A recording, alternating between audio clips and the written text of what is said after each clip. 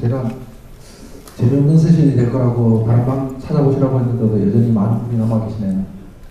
네. 안녕하십니까. 홈나는 간다라는 세션을 진행하게 될 장덕호라고 합니다.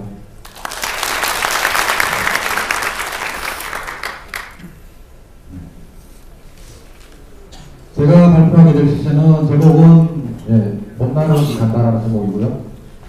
부제로 웹 어플리케이션 프레임워크의 과거와 현재 그리고 미래라는 부제를 붙여봤습니다.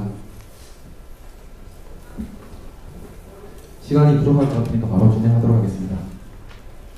발표 순서는 대충 프롤로그부터 시작해서 에필로그 그 사이에 과거와 현재 미래. 그러니까 제가 설레발도 치기도 했지만 이게 어떤 특정한 하나의 기술에 대한 거라기보다는 기술의 흐름을 통해서 웹 어플리케이션의 미래가 어떻게 될 것인가를 한번 생각해보자 라는 의미의 세션입니다. 그래서 알맹이가 없는 것처럼, 실제로 알맹이가 없고요. 알맹이가 없는 것처럼 느껴지실 수도 있는데 전체 맥락이라는 관점에서 보시면은 재미있는 무협지가 되지 않을까. 그리고 제가 그 발표 책자에 보시면은 제가 당황하게 쓴 글이 있는데 쓰면서도 제가 참 재밌게 내가 무협지 쪽에 재주가 있구나 그런 생각을 하면서 썼거든요. 무협지라고 생각하고 한번 읽어보시면 재미있을 수 있을 거예요.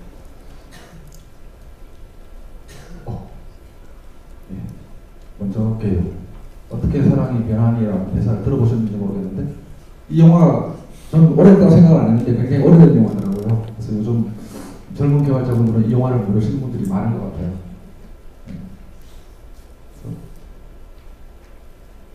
바로 개요를 보도록 하겠습니다.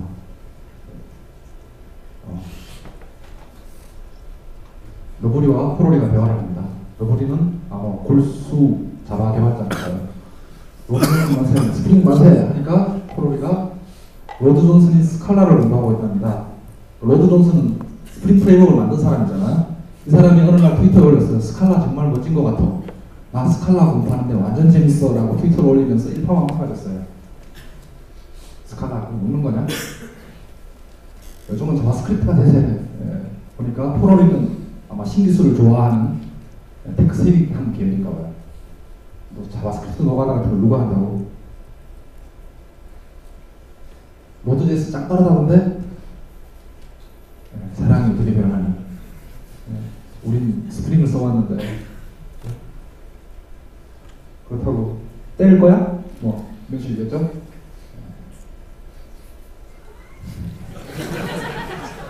영화를 안 보신 분들은 이 대사 이해를 못 하실 텐데 퀴즈 한번 해볼까요? 여기서 번호가 와 라면 끓여줄까? 하는데 여기에 대한 원래 영화에서는 저 대사를 이제 이영애가 하는 거거든요. 이영애가. 그러면 거기에 대한 유지태의 대답이 뭔지 아시는 분? 아무도 안 계시는군요. 이 영화가 그럼 제가 제목을 잘못 지은 것 같은데 그 결론은 뒤에 가서 보도록 할게요. 간략한 웹 어플리케이션 프레임워크 역사라고 해서 1990년부터 2012년까지 연대기표를 쭉 그려놨습니다. 장황하게. 아마 톰캣이 처음 나오기 시작, 톰캣은 1.0, 2.0이 없었습니다. 그래서 ASP, 서블릿, 그 다음에 여러분들 익숙한 스프링 프레임워크가 이때 좀 나왔죠. 생각보다 굉장히 오래됐어요. 스프링, 스트러치도 마찬가지고 EDS 스트러치 2가 나오고 JSF라는 독보잡도 있었고 스프링 3.0이 이때 나왔죠. 최근에 이제 플레이 프레임워크, 플레이 2.0이 나왔죠. 플레이에 쭉 연대기가 있었는데 이 프레임워크를 쭉 찾아가면서 보자는 게 아니에요. 이 프레임워크들이 다 그냥 이름 계속 만들어낸 게 아니라 뭔가 나름대로 흐름이 있으니까 그 흐름이 뭔가를 한번 연구해보자는 거죠.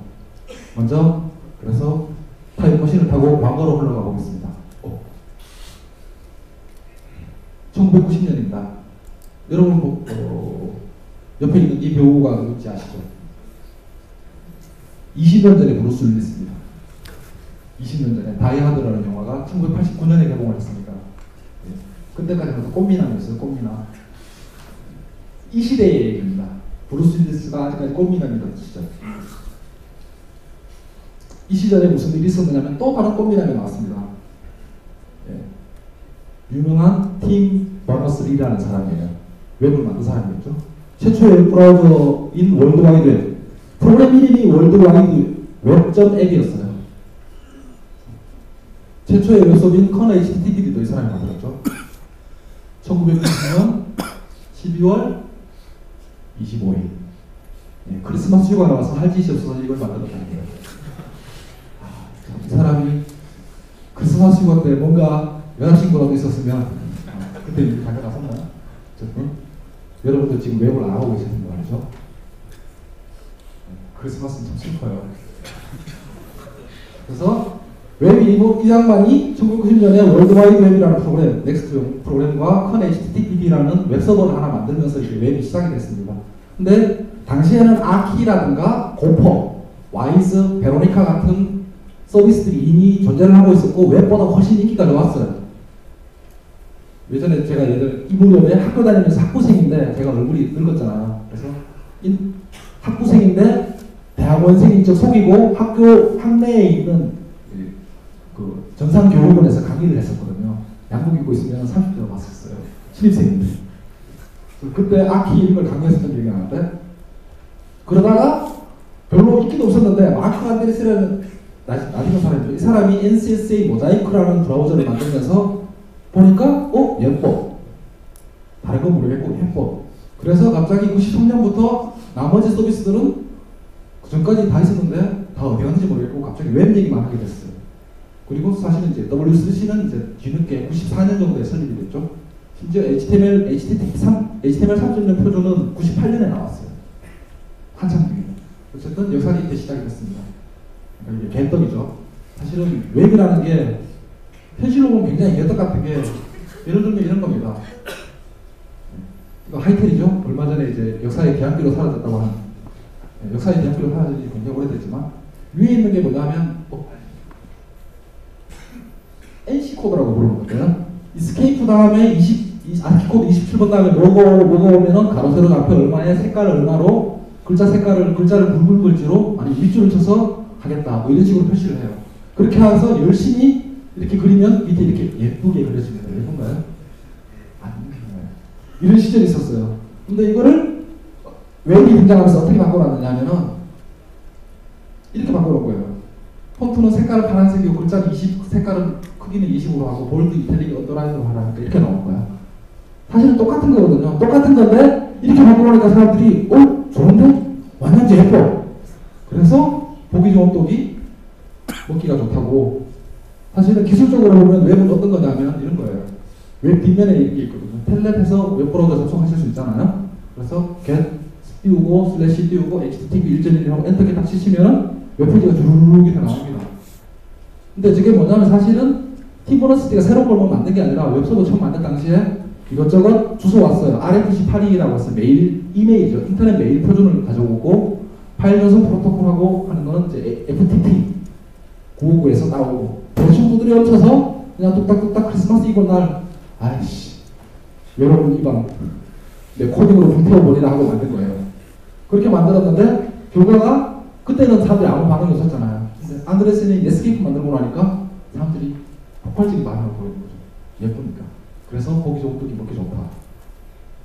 그러다가 이제 CGI가 1993년에 처음 나왔는데 론 맥쿨이라는 사람이 자기가 웹서버를 하나 만들고 있는데 그거 하는데 우리는 이런 기능이 있어 라고 썼어요. 서버 스크립트라는 기능인데요. 론 맥쿨이 뭘 만든 사람이냐면 NCSA의 HTTP 나중에 아파치가 되는 아파치의 전신이죠. 아파치 웹서버가 된 그 웹서버를 만든 사람이에요. 그러니까 아파치 웹서버를 만들다가 보니까 서버에서 맨날 HTML 아까 하루프레스 얘기하면서 서버에 전적인 HTML을 이미 만들어야 된다고 했는데 요구사항이 반대인 거죠. 동적으로 HTML을 만들었으면 좋겠어 라고 해서 자기가 서버 스크립트라는 기술을 하나 만들었다 라는 얘기를 했어요. 그게 2000년 초반에 와서 RFC로 표준화가 됐어요. 그 전까지 표준이 없었습니다. 코먼 게이트웨이 인터페이스. 정리를 하면은 웹서버는 웹브라우저 요청을 받아가지고 원래는 HTML 파일 읽어가지고 내려주는 웹서버가 하는 일이거든요. 근데 그걸로 안 끝나고 요청을 받으면은 그거를 환경 변수하고 표준 입출력을 통해가지고 어떤 어플리케이션 응용 프로그램에다가 crazy웹보드.cgi라는 프로그램에다가 위임을 한다라는 거예요. 그때 뭐 서버 프로토콜, 서버 푸딩 환경 변수들이 있는데 잘 안 보이실 거예요. 보지 말라고 작게 한 겁니다. 억지로 보지 마세요. 안 보이구나. 그러니까 이런 것들을 통해서 그냥 어플리케이션을 위임하는 굉장히 단순 무식한 방법이었어요. 말하자면 개구멍 같은 거죠. 개구멍. 웹서버에다가 개구멍을 하나 뚫었어요. 원래 있는 방법의 정적인 페이지 만들기 위해서. 이게 CGI 당시에 이제 만들었던 CGI 코드 이런 식으로 코딩을 했죠. C로 만든 건데요. printf 다 프린트물이잖아요. 그 사이에 뭐가 있냐면 노란색으로 된 HTML 태그들이 들어가 있죠. 그러면서 중간중간에 여기 보시면은 동쪽으로 내용이 바뀌는 게 있잖아요. 뭔가 그 이상한 코드 읽지 마세요. 코드 읽지 마시라고 제가 좀 작게 설명입니다. 읽어서 이해하시려고 했으면 안 되십니다. 그래서 나온 결과가 이거예요. 그러니까 뭐 하고 싶었냐면 10 곱하기 20이 2회인 걸 알고 싶었던 거지. 단지 이걸 하기 위해서 아까 보셨던 그 코드를 짠 거예요. 동적인 컨텐츠라는 거죠. 나 땀을 흘리고 있어.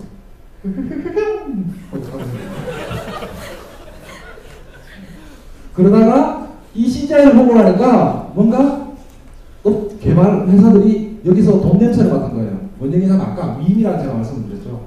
위임. 웹서버가 운영 프로그램한테 위임한다고. 그래서 얘들이 뭘 생각했냐면 모든 걸 나한테 위임해. 그러면 내가 나머지 처리해줄게. 뭐냐면 브로커죠. 부동산 중개업자처럼 다 나한테 넘겨. 내가 관리해가지고 알아서 잘 처리해줄게. 라는 개념으로. 어차피 위임할 거니까 객자 CGI 프로그램 여러 개 만들어서 위임하지 말고 나한테 넘기면 내가 알아서 관리해서 잘 돌아가게 만들어줄게.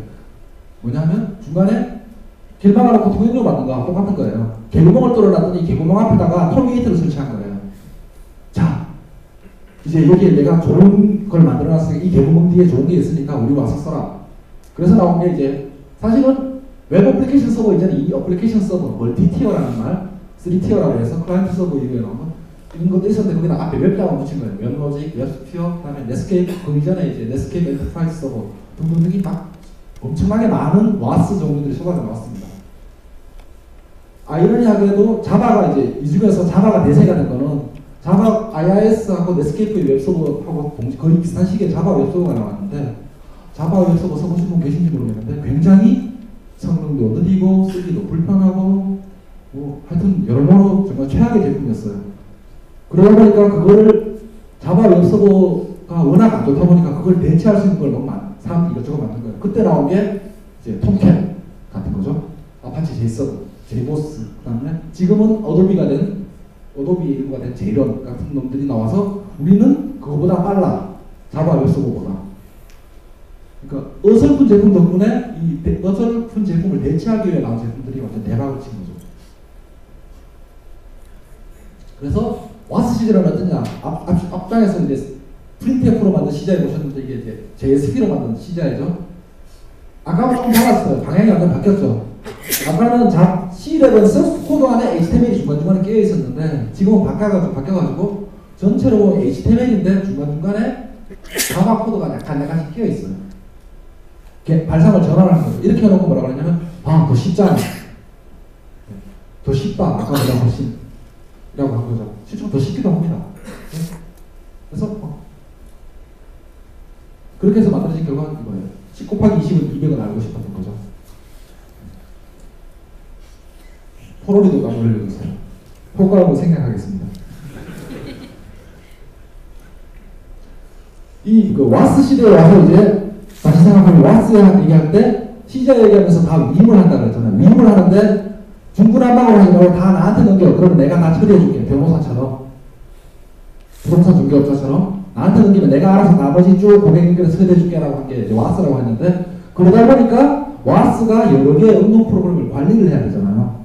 여러 개의 프로그램들을 관리를 해야 되니까 어떻게 됐냐면 프레임워크라는 것은 원래 프레임워크가 새로운 건 아닌데 프레임워크가 다시 돌아왔습니다. 어떤 틀을 짜놓은 거예요. 아마 라이브러리와 프레임워크 이거 제가 여기 이제 앉아 계신 분 중에 제가 입사시험 면접 본 친구들도 몇 분 계신데 아마 제가 이 문제를 냈을 거예요. 라이브러리와 프레임워크의 차이가 뭡니까? 라는 얘기를 종종 물어보거든요.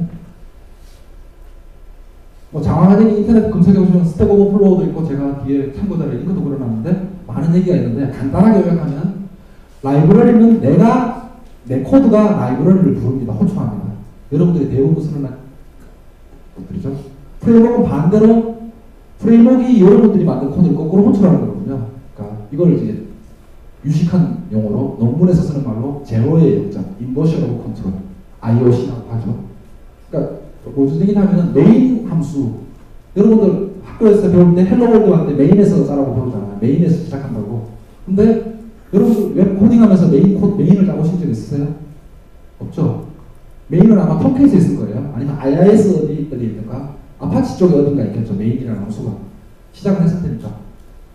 그래서 이 메인은 내가 짜지 않아요. 어딘가 있을 거라. 어디에? 이 프레임워크 안에.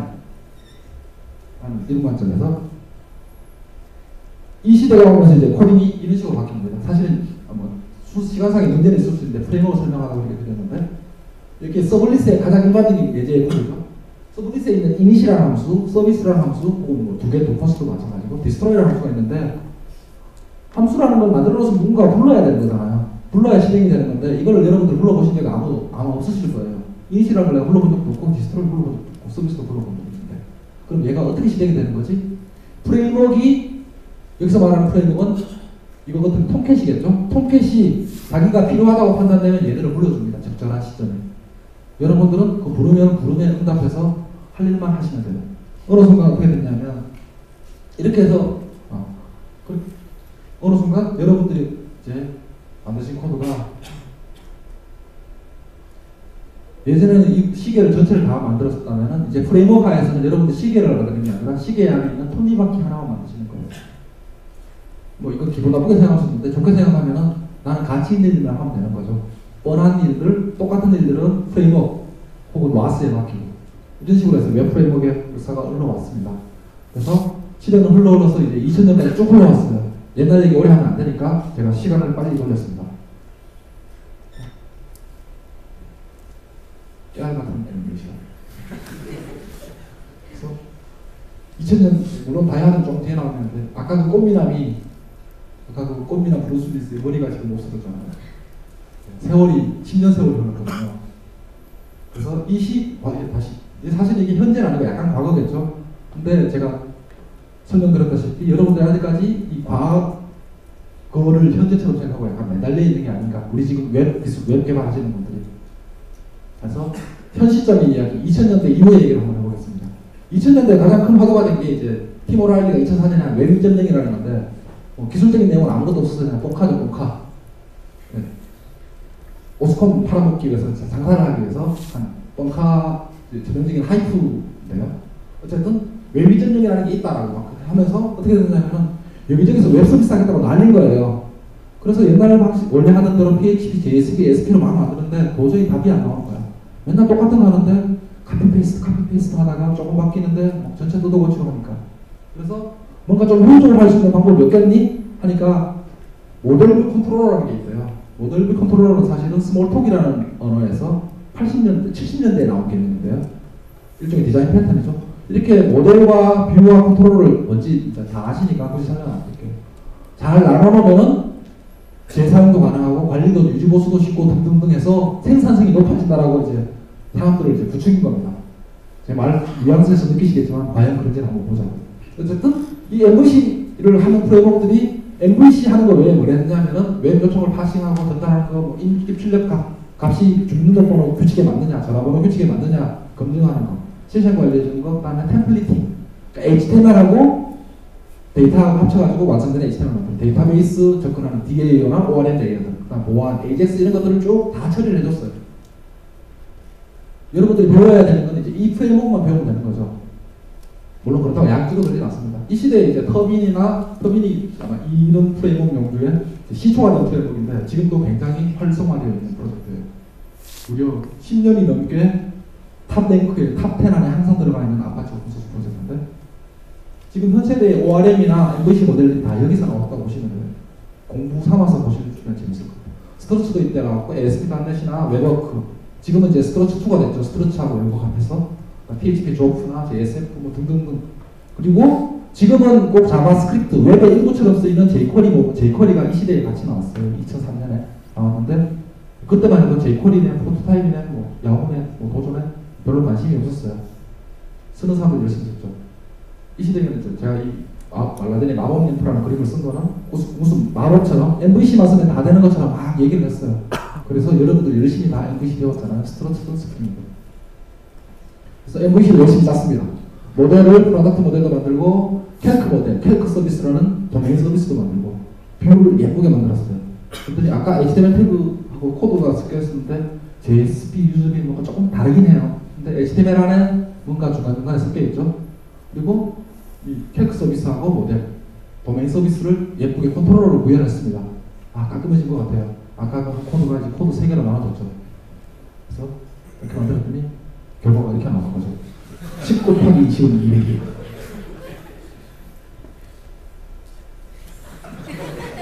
죽여버릴 테다. 이런 거요. 네. 생산성이 향상됐을까요? 네. 작은 프로젝트일 경우 지금 워낙 작은 거라서 효과가 없을 수 있겠는데 네. MVC 생산성에 대한 얘기를 한 건 아니니까 이 무렵에 이제 사실은 국내에서는 빛을 많이 못 보게 됐지만 지금도 지금 오늘 H3에도 루벤 레이즈 세션이 2개나 있는데 그죠? 루벤 레이즈가 2004년에 나왔어요. 2004년에 하이네와이 한센이라는 사람이 이제 베이스캠프라는 웹 서비스 만들다가 만들어 놓고 보니까 좋아서 나만 쓰기 억울하니 우리 모두 같이 쓰자, 같이 죽자고 한 거겠죠. 베이스캠프가 느린 걸로 유명한 서비스였어요. 진보한 서비스로도 유명한데 느린 걸로도 불제감스러워한 서비스였거든요. 어쨌든 이 사람이 이걸 하면서 뭘 했냐면은 우리가 알고 있는 거 이거밖에 없어요. 루벤 레이즈에 대해서 우리가 알고 있는 건 15분 만에 블로그를 만들 수 있대. 유튜브에 가서 블로그 15분 딱 쳐보세요. 아직도 레이즈가 다 뜨거든요. 그러니까 이 얘기를 들은 위에 있는 관리자들, 회사 경영진들이 그러면 야, 루비 할 줄 아는 사람 손들어봐. 우리도 블로그 만들 거야. 했는데 루비 할 줄 아는 사람이 루비 할 줄 아시는 분. 부끄러워서 손을 안 드시는 걸까요? 제가 보기에는 여기서 한 3분의 1 정도는 그래도 루비, 프로그래밍 루비 빨간 책 그 정도 보시지 않을 수 있을까 생각했는데 근데 사실은 좀 섭섭하긴 해요. 그때 루비 하고 싶은 사람 손 들어보라고 했으면 참 좋았을 텐데요. 우리나라에서는 이거 루비 하고 싶은 사람 손 들어보라고 하지 않고 루비 할 줄 아는 사람 손 들어보라고 했어요. 그래서 아무도 없었죠. 유명한 미투데이가 루비로 만들었다가 네이버 가자마자 자바로 다 갈아본 거 아시죠? 이게 뭐냐면 우리 말하는 떨어져야 됩니다. 네. 관리 불가한 기술입니다. 굉장히 좋은 기술인데 유지 보수가 안 돼요. 15분 만에 만들었는데 디자인이 피니까 한 달 걸려요. 그러고 난 다음에 시스템 트래픽을 받을 수 있게 또 스케일링업하고 뭐 하니까 또 한 달이 걸려요. 다시 나오니까 결국 3달이 걸렸어. 그래도 빨리 만들었는데 자 2.0을 만들어야 되는데 그거 만들었던 놈이 다 회사를 나갔어. 루비 할 줄 아는 사람 손! 그냥 루비 하고 싶은 사람 손 들어보라고 했으면 아마 많이 들었을 거라고 생각을 해요. 어쨌든 근데 이게 망한 기술이냐 그건 아닌 게 컨벤셔널 컨피규레이션이라고 해서 설정하지 말고 관행에 의해서 뭘 하자. 그다음 스캐폴딩, 그다음 레스트 기반한 라우팅 뒤에 아마 예제표로 보면 나올 텐데 액티브 레코드, 템플릿, AJAX 지원, 그다음 자동화된 테스트, 내장된 웹서버 등등등 해서 레일즈 시대에 만들었던 웹 프레임워크의 틀이 그 이후로 나온 수많은 프레임워크들 장고라든가 최근에 플레이라든가 다 연결이 되어 있어요. 다 레일즈의 영향을 받은 것들이죠. 루비 온 레일즈죠. 말대로. 제가 이름 찾느라고 얼마나 힘들었는지 아십니까?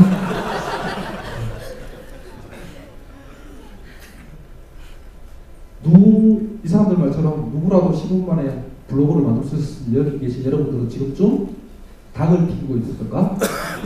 아니면 백수가 되어 있을 거예요. 그잖아요. 15분 만에 다 블로그를 만드는데 그렇죠? 다행히 15분 만에 블로그를 만들 수가 없다는 결론이 나왔죠. 어쨌든 그럼 물 건너 세상 얘기고 개발자들은 레일즈에 굉장히 관심이 많았지만 현실적으로 우리나라에서는 정부 전자정부 표준 프레임워크 1.0, 2.0 하면서 스트러츠, 스프링, 애니 프레임워크 등등등 해서 결국은 스트러츠와 스프링이 아류인 것들이 쭉 나왔죠. 스트러츠는 2000년에 만들었어요. 무려. 이름도 발음하기 어려운 이 크레이그 아무개시가 2000년에 만들었는데 원래 목표는 뭐냐면 서블릿 API에다 MVC를 씌우겠다라는 단순한 목표였어요. 근데 이 스트러츠가 시장에서 주도권을 놓게 된 가장 결정적인 이유가 뭐냐면 스트러츠의 MVC가 아니다라는 거였어요. 스트러츠의 MVC는 전혀 분리가 안 된다.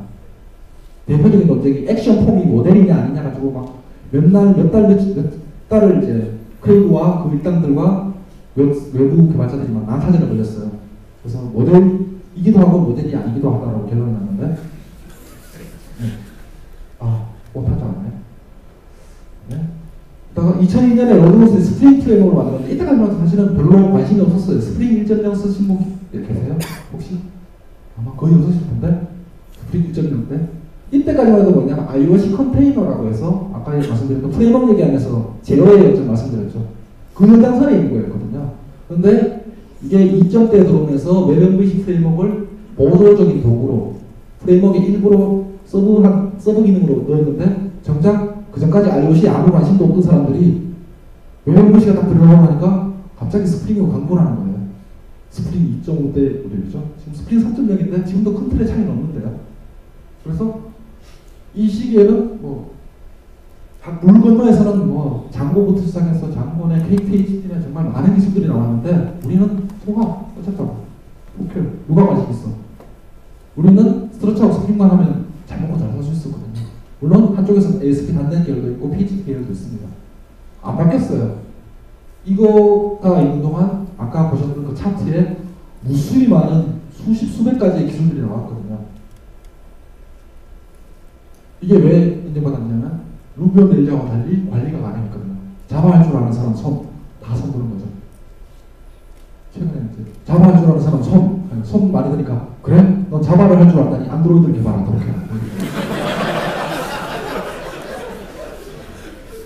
어디까지가 싫어하는지 모르시겠죠? 실제로 저희 회사에 iOS 개발팀이 계신데 iOS 개발자 초기에 사람을 셋업할 때 근데 iOS 개발자가 없잖아. 그래서 윈도우즈 원래 개발하시는 분 중에서 윈도우즈 C 개발할 줄 아는 사람 그러니까 C 한다고 손을 딱 들었어요. MFC 할 줄 안다고 손 들었더니 너 iOS 옵션을 시간 비슷하잖아. 어쨌든 관리 가능해요. 뽑을 수가 있어요. 유지 보수도 되고. 그래서 얘가 이제 시장 주도권을 장악한 시기였다는 거죠.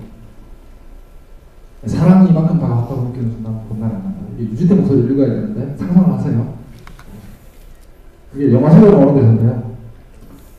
둘이 가가지고 무슨 정선 가가지고 아리랑 그 전수자한테 이제 아리랑을 듣습니다. 서산에 해는 진해는 지고 싶어서나 나를 버리고 가시는 님은 가시고 싶어서나. 제목에서도 봄날은 난다의 의미 뭔지는 아마 대부분 알고 오셨을 텐데 스프링이죠. 스프링을 디스하다는 거 맞긴 하죠. 약간 디스하는 게 있는데 그걸 아니라고 하시면 될 것 같고 근데 스프링이 나빠서 문제가 있어서 그런 게 아니에요. 상황이 계속 바뀌는 거거든요.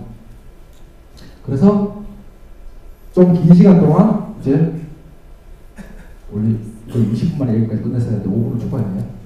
그래서 긴 시간 동안 우리가 1990년부터 2000년대까지 20년 동안의 세월을 흘러왔습니다.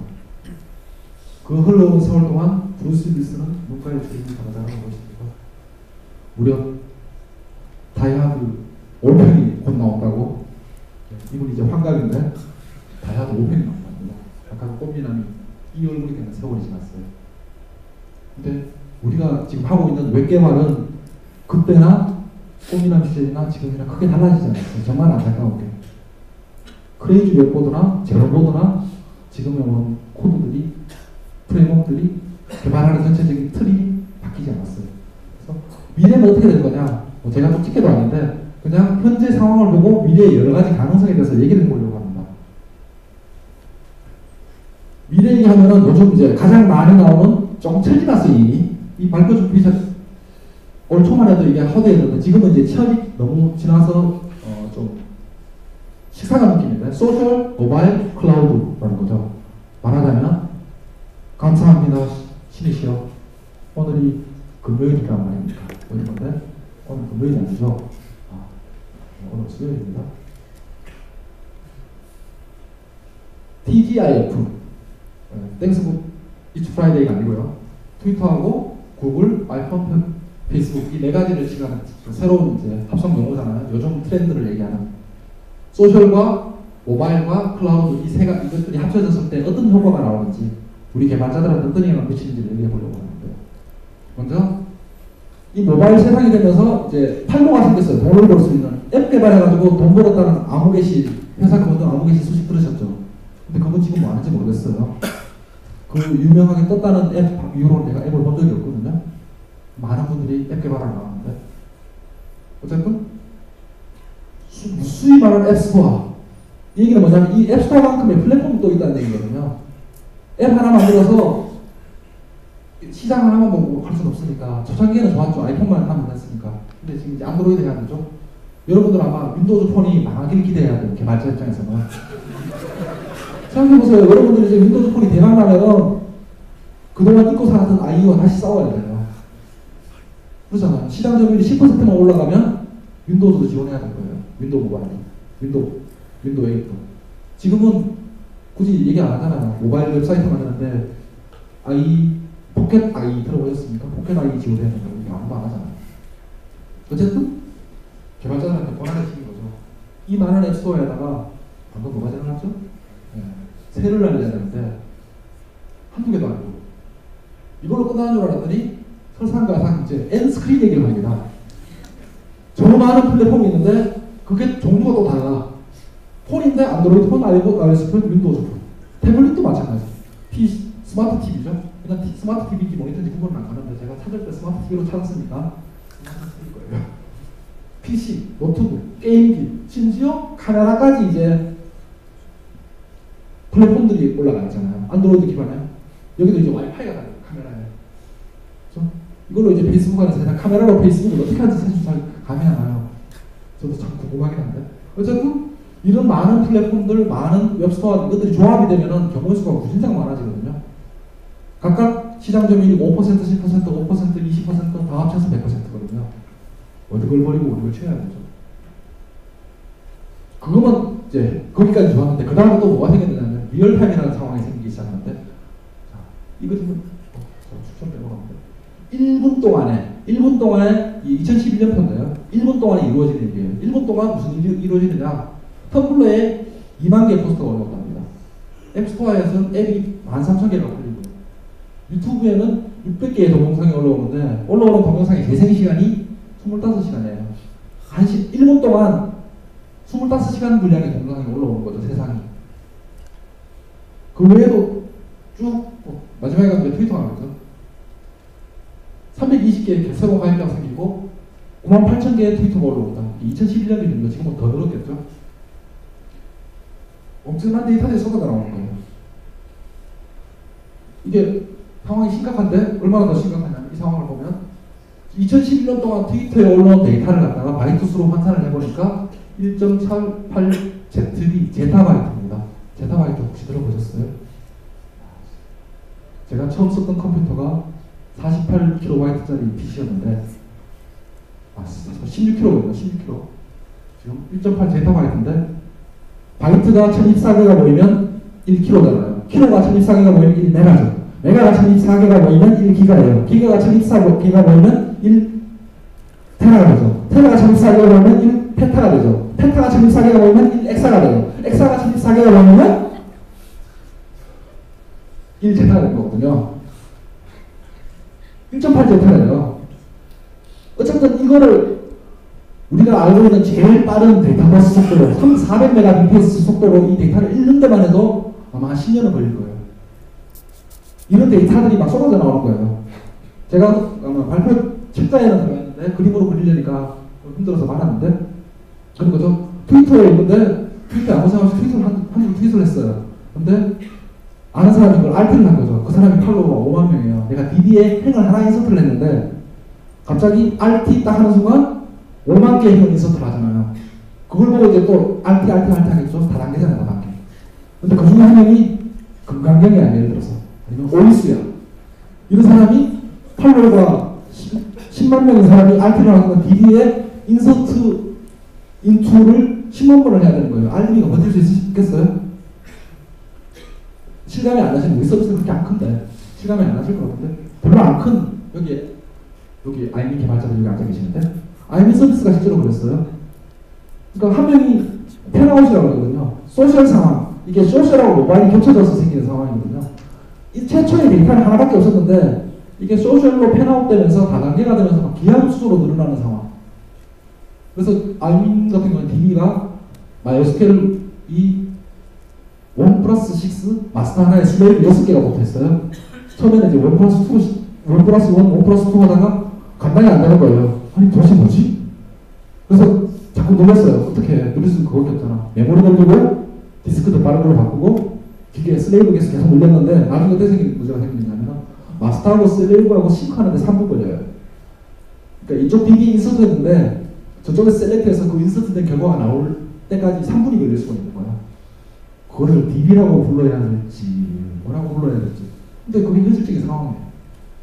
비일비재한 그 상황이 생기는 거거든요. 또 다른 비관한 예로 최근에 이제 그것도 실제 경험인지 아닌지는 잘 모르겠습니다. 여러분들 트위터에 친구 추천 있는 거 아시죠? 어느 날 트위터에 아니면 심지어 트위터 가입 안 하고 안 가시잖아요. 근데 트위터에서 메일을 보내요. 혹시 아무개 씨 아시지 않으세요? 라고 친구 추천 메일을 보내요. 아니 정말 귀신같이 이 사람이 어떻게 아는지 모르겠는데 아는 사람을 귀신같이 찾아서 내 친구 추천 목록에 집어넣습니다. 그걸 본 아무 기획자께서 우리도 이거 해줘요. 우리도 이거 해줘요. 제가 자전하는 거죠. 난 그런 건 할 거다는데 빼고는 알고리즘이라는 걸 생각해 본 적이 없었는데 그런 걸 고민해야 되는데 그걸 하려면 아까 말했던 1.8 제타바이트를 뒤져야 될 거 아니에요. 페이스북이면 친구가 10억 명인데 10억 명의 후보군을 대상으로 뒤져가지고 2명을 추천해줘야 되는 거잖아요. 이 사람 친구일 것 같은데 확률 높은 사람 2명. 그런 상황이 되니까 기존의 관행 가지고 하던 방식대로 코딩을 해서는 이제 답이 안 나오겠더라고요. 그래서 여러 가지 대안들이 나왔습니다. 근데 그 대안들이 이런 엄청난 빅데이터 상황에만 유용하냐? 그건 아니죠. 그냥 트래픽이 그 빅데이터 이런 소셜 트위터나 페이스북처럼 거대하지 않더라도 그러면 최소한 장비를 더 줄이는 효과가 있을 거예요. 예전에 아파치 토켓 4대 깔아서 하던 거를 갖다가 2대만 하면 되는 아마 노드.js 뒤에 나올 텐데 그래서 이런 빅데이터라고 해서 여러분들이 좌절하면 안 됩니다. 좌절하지 말고 이 빅데이터를 극복할 수 있는 방법들에 대해서 한번 생각을 해보죠. 저만 생각한 게 아니라 여러 사람들이 생각을 했습니다. 그 중에 하나가 비동기라는 건데요. 비동기. 어싱크로너스. 동기의 반대말. 그죠? 넘블로킹? 넘블로킹하고 비동기는 조금 미묘하게 다른 어감이에요. 클래스와 오브젝트 뭐 이 정도하고 비슷한 느낌이라고 생각하시면 되는데 어쨌든 이런 얘기들이 계속 나옵니다. 이게 왜 나왔냐면은 CPU 여러분들 예전에 펜티엄 4 쓰실 때 클럭이 얼마 정도 기억나세요? 펜티엄 4 제가 썼던 게 펜티엄 4 4.0 4GHz 이런 거 썼던 거였거든요. 근데 요즘 코어 2 듀오 코어 2 듀오도 옛날 거거든요. 요즘 뭐죠? i5, i7 클럭 수가 2.3 뭐 이러잖아요. 클럭 수가 더 떨어졌어요. 예전에 클럭 수가 빠르면 좋은 건 줄 알았는데 그래서 컴퓨터 앞에 있는 버튼을 터보 버튼 딱 누르면 속도가 2배 빨라졌잖아요. 그 왜 있는지 아냐면 게임을 하면 게임이 너무 빨라져서 가끔씩 터보를 끄고 해야 돼요. 어쨌든 왜 안 올라가느냐면은 이제 올라가서 클럭스를 돌리면 어떻게 되냐면은 회로 사이를 많이 좁혀놨기 때문에 그 사이에 간섭 생기고 발열이 생기고 이렇게 해서 하드웨어적으로 물리적으로 어떻게 할 수가 없는 거예요. 그 클럭스를 못 올리니까 꽁수로 뭘 하느냐면 클럭을 못 올리니까 그래도 새 제품을 내놔야 되잖아요. 코어가 여러 개야. 코어가 예전에 한 개밖에 없었는데 예전엔 멀티프로세서는 갑부들이나 쓰는 거였거든요. CPU 2개 박는 거는. 근데 요즘은 다 여러분들 휴대폰에도 CPU가 4개 되잖아요. 그죠? 코어가 4개를 박는 거예요. 똑같은 놈을 여러 개를 배치를 한 거죠. 한 놈을 더 복잡하게 만들 수는 없으니까 똑같은 복잡도를 가진 놈을 여러 개를 대신 배치하는 방법인데 이렇게 했더니 프로그램을 코어를 잘 짜게 활용한 프로그램은 그 성능에 득을 볼 텐데 멀티코어를 활용 안 하고 그냥 만들면 별로 득을 못 봐요. 있으나 마나한 거죠.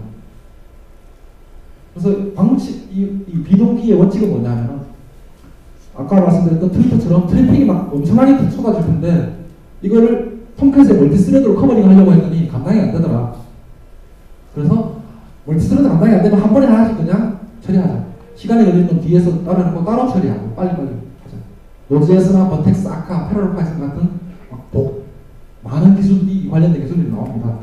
시간 조절을 잘 못하고 있었었지만 이 시대에 이제 비동기와 동기 코드를 간단히 보면 이런 겁니다. 노드.js 코드인데요. 동기로 하면 이렇게 되죠. 파일이 존재하면 그 파일을 읽어라 라는 건데요. 비동기로 하면 이렇게 됩니다. 파일이 존재하면 이 함수를 불러주세요.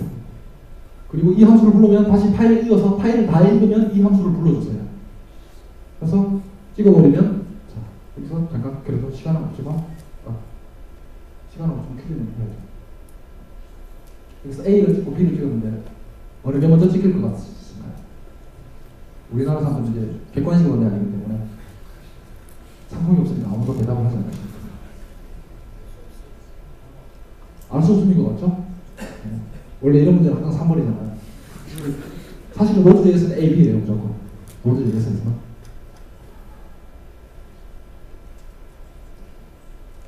그러니까 이거를 고민해야 하잖아요. 기존의 동기 시대는 이걸 고민하지 않았거든요. 어쨌든 이런 걸 고민해서 프로그램을 짜지 않으면은 비동기라고 해도 제대로 활용을 할 수가 없다는 거죠. 동기와 비동기를 다시 한번 그림으로 간단히 그려본 건데요. 예를 들면 이런 겁니다. 클라이언트에서 요청이 막 오면 서버에서 막 하는 게 아니라 워커풀이라고 해서 스레드 풀을 놓고 스레드가 동시에 두 개까지 작업을 하겠다라고 한 거예요. 근데 이렇게 했더니 무슨 문제가 생기냐면 스레드 풀 개수를 넘어서는 개수 요청이 들어오면 어떻게 돼요? 계속 뒤에 큐가 쌓이겠죠. 그래서 응답 시간이 느려지거든요. 예를 들어서 10초 걸린다고 하면 응답하는데 40초가 걸리잖아요. 그래서 근데 사실 이 업로드하는 작업은 그래서 이 스레드 수를 늘려줬더니 나중에 어떻게 생기냐면은 다 롱타스크 IO 기다리고 있고 스레드 수는 늘어났는데 보시면 아마 통캣 가지고 웹 서비스 하시면 모니터링 하시면 그런 거 많으실 거예요. CPU는 놀고 있는데 스레드 개수 보면 스레드는 뭐 300개 올라가 있는데 자바는 응답을 안 해요. CPU 로드 보면 10% 이러고 있거든요. 이 상황이 막 비일비재하게 발생하는 게 이런 상황들 통캣 멀티 스레드 단순 멀티 스레드만 가지고 안 되는 상황인 거죠.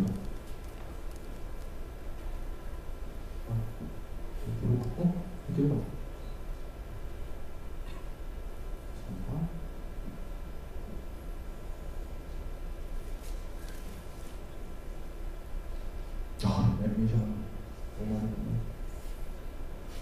은행 같은 겁니다.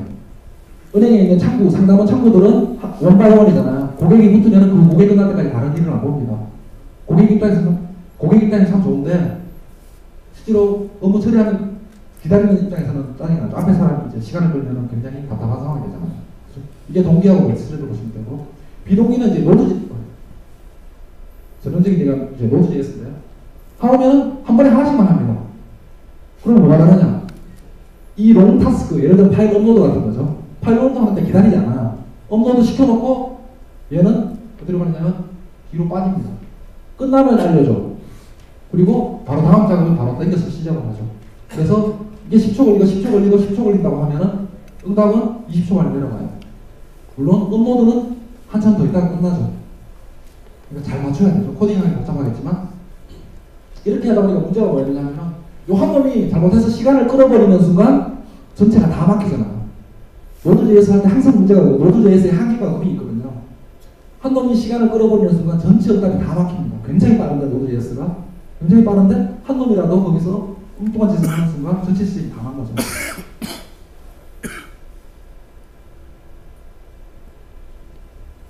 비교한 게 굳이 비교하자면 이제 고속도로에 있는 하이패스 같은 거죠.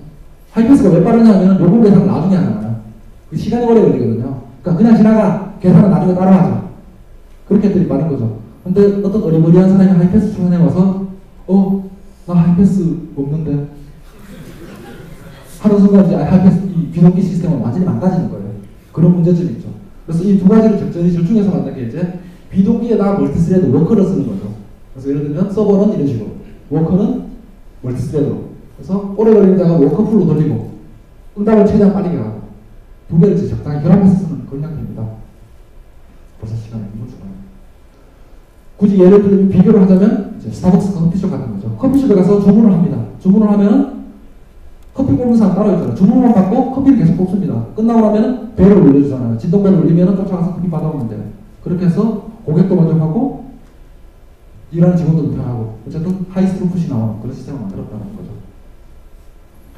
이외에 또 하나의 트렌드가 이제 경량 프레임워크라는 건데요. 서버 사이드에 이제 노드.js가 스프링 이후로 나온 프레임워크들이 다 문제가 뭐냐면은 너무 기능이 많아요. 최근에 스프링 4 하드브라고 해서 하드브를 스프링의 ORM으로 쓸 수 있대요. 왜 써야 되는지 모르겠는데. 그러다 보니까 점점 비대해지니까, 근데 우리한테 필요한 건 뭐냐면 요즘은 웹으로 많이 안 하거든요. 다 앱이잖아요. 클라이언트가. 서버에서 그런 거 할 필요 없이 그냥 REST API 서비스만 해주면 좋겠는데. 그러니까 요청 파싱해서 처리하고 응답만 해주면 끝나는데 서버가 너무 많은 거 하는 거 아니냐. 그래서 그 반발로 생겨난 게 경량 프레임워크라고 해서 루비 쪽에 시나트라, 파이썬의 플래스크, 노드.js 익스프레스 등등등의 많은 프레임워크들이 나오기 시작했어요. 이게 이제 시나트라로 만든 코드인데 코드를 보시자는 게 아니고 헬로월드입니다. 헬로월드. 파라메터로 들어온 걸 가지고 이제 헬로월드 메시지를 주는 건데 get URL 패턴으로 네이밍 패턴이죠. get이 오면은 이렇게 응답을 하라는 거죠. 이건 플라스크예요. 루비보다 조금 더 복잡한 것 같아요. 근데 뭐 보니까 어쨌든 익스프레스입니다. 조금 더 복잡한 것 같지만 그렇죠. 이거는 스프레이예요. 스프레이 코드인데 조금 더 복잡한 것 같지만 괄호만 복잡하죠. 괄호만. 스칼라를 쓰시게 되면 이게 스칼라인데요. 스칼라 계열들이 괄호하고 싸워야 되죠. 룹. 어쨌든 통찰을 기억해서. 이걸 굳이 보여드리는 이유는 대부분의 요즘 웹 서비스는 이 정도면 끝난다는 거예요. 그 뒤에 있는 복잡하게 얽혀 있는 프레임워크들이 필요가 없지 않느냐라고 형태로 나온 게 경량 프레임워크입니다. 또 한 가지 트렌드가 있는 게 웹 프론트엔드 프레임워크, 자바스크립트 프레임워크입니다. 뭐냐면 예전에 그걸 서버에서 다 했는데 굳이 그걸 서버에서 할 필요 있어? 요즘은 브라우저 성능도 좋은데 그냥 클라이언트에서 하면 안 돼? 라고 하는 거죠. 그래서 URL 기반의 PC라든가 대시 기반의 라우팅이라든가 템플릿 엔진, 그 서버에 템플릿이라는 게 HTML 파일 뷰에다가 모델 데이터 더하기, 문자를 더하기 해서 새로운 문자를 만들어내는 건데 그 서버에서 하지 말고 데이터만 줘. 합치면 내가 할게, 클라이언트에서. 그 다음에 데이터베이스 ORM에 비슷한 유형. 근데 ORM의 특징이 웹 프레임워크들은 ORM을 브라우저에 저장을 할 수 없잖아요. 그래서 결국은 서버에 최종적으로 저장을 해야 되거든요. 그래서 UI 토킷이나 바인딩을 제공하는 경우도 있고 모델을 지속적으로 DB에다가 서버 사이드에다가 저장할 수 있는 기능을 제공하는 경우도 있고 없는 경우도 있고. 그래서 백본이라든가 노바우, 센차, 최근에 이제 앵글러.js가 많이 뜨고 있고요. 엠버.js 같은 이런 프레임워크들이 많이 나오고 있습니다. 시간을 빨리 진행하면서 예전 건 스킵을 하겠습니다. 백본이나 실적 예를 보여드리려고 하는데 스킵을 하도록 하고 여러분 책자에 있으니까 책자를 참고하시기로 하고요. 마지막으로 이제 플레이 프레임워크인데요. 플레이 프레임워크 때문에 이 세션 들어오신 분도 계신데 이거 세션 다 끝났는데 무슨 플레이는 이제 나왔어요. 플레이는 뭐냐면 자바하고 스칼라를 둘 다 지원한다고 해서 호두가 됐어요. 그러면서 동시에 또 뭐냐면 루비 온 레일즈하고 비슷한 컨벤셔널 컨피그레이션 설정 안 하고 그냥 대충 하면 돼. 관행 따라. 그러니까 코드 자동으로 만들어줘. 개발자 콘솔도 있고 웹서버도 내장하고 있고 다 루비하고 레일즈하고 굉장히 비슷해요.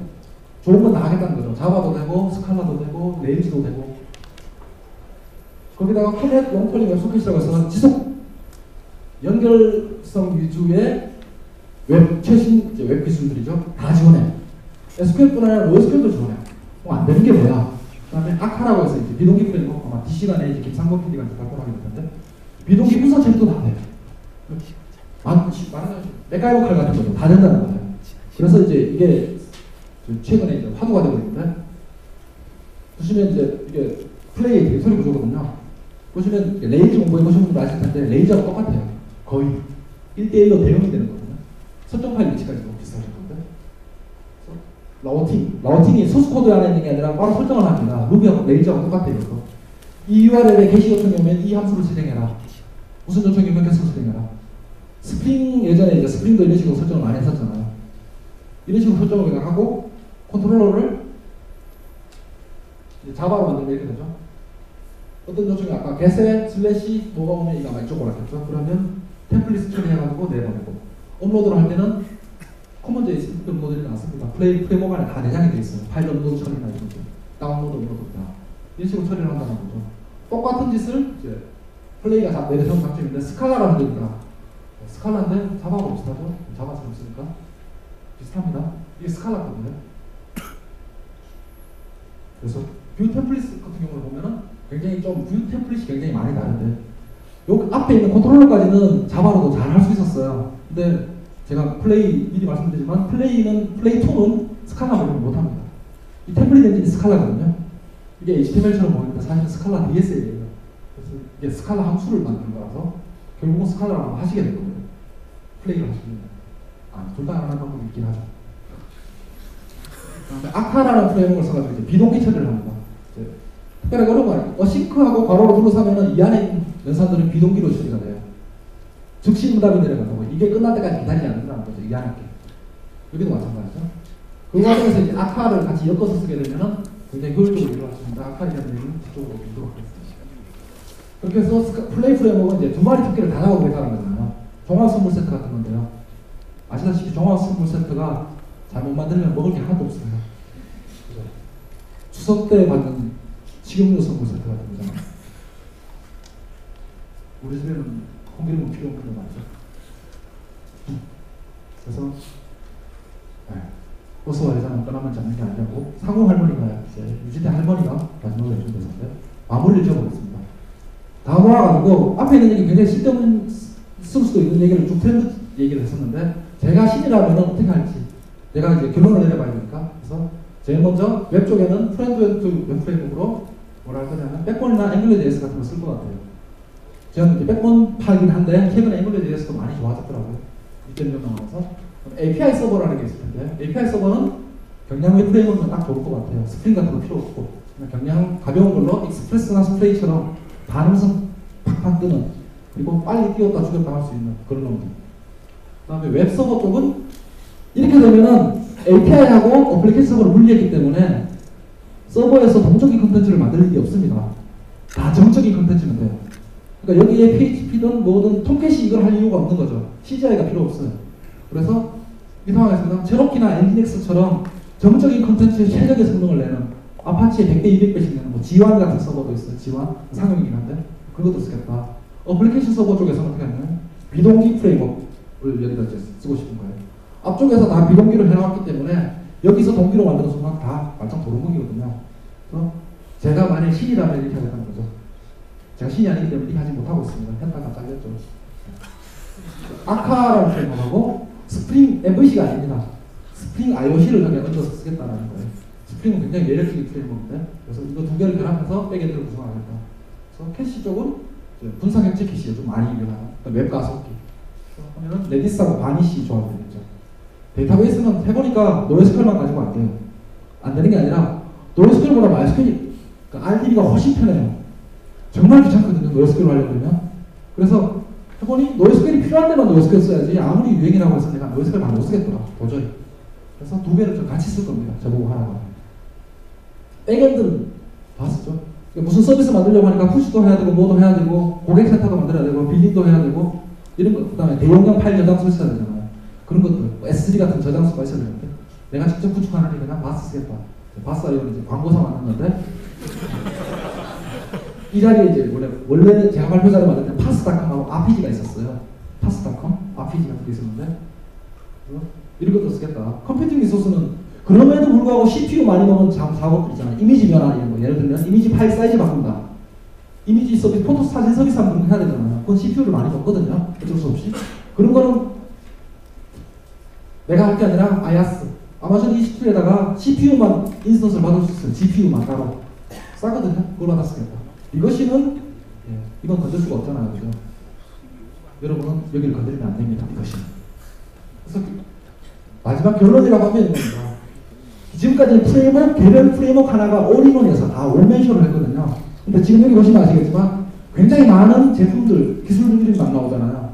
이제 프레임워크 하나로 끝나는 게 아니라 여러분들이 이제 하셔야 될 게 프레임워크를 배우는 게 아니라 프레임워크 여러 개를 조합해서 만드는 스택이라고 하죠. 요즘 유행하는 용어는 프레임워크의 스택. 여러 개의 프레임워크를 어떻게 쌓고 연결해가지고 좀 더 효율적인 서비스를 할 수 있는 저 비용으로. 끝에 가까워졌답니다. 정말이 가까워졌다고 하잖아요. 마지막 장.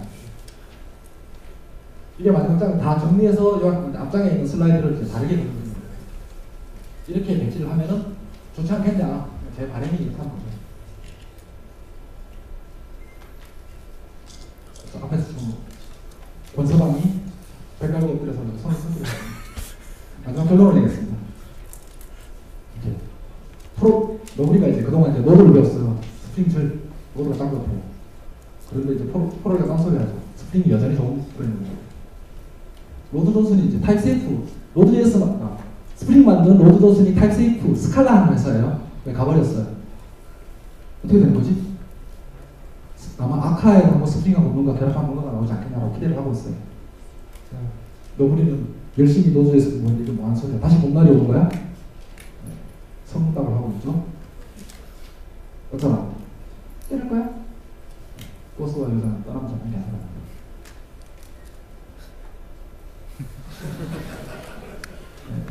아까 말씀드렸죠?